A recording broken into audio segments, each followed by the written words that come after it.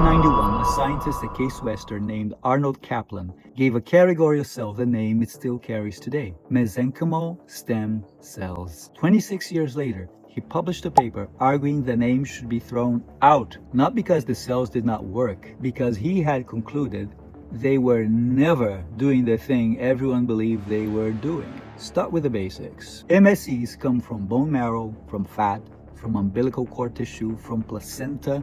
They are large cells, 15 to 30 microns, big enough that when you infuse them into a vein, most of them get stuck in the lungs on the first pass. The original story was simple and very appealing. Put these cells into damaged tissue and they turn into that tissue.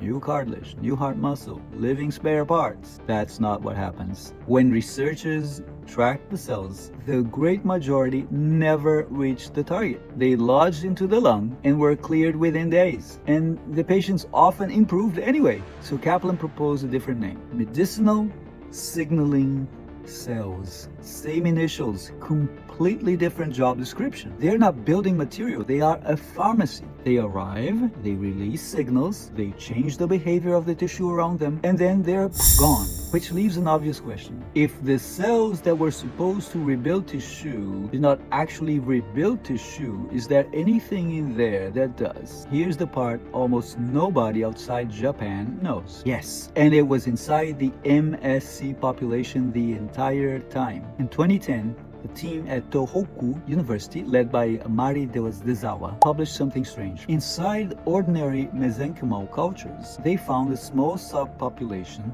that behaved nothing like the rest. They isolated it using a surface marker called SSEA3 and named it Muse, multilineage differentiating stress enduring. Read that carefully. Muse cells are not an alternative to MSCs. They are a fraction of them, which means every MSC preparation ever given to a patient contains some unselected and unmeasured. Three things separate them. They go looking, released into the bloodstream, they follow a chemical gradient that damaged tissue emits, and they concentrate where the injury is. The field calls it homing. They differentiate across three germ layers, which puts them closer to pluripotent than to the multipotent MSC, and they do it without forming teratomas, which is exactly the problem that has haunted embryonic and induced pluripotent cells for decades, and they appear to be immune privileged. In the Japanese trials, they were giving from donor to unrelated patients with no HLA matching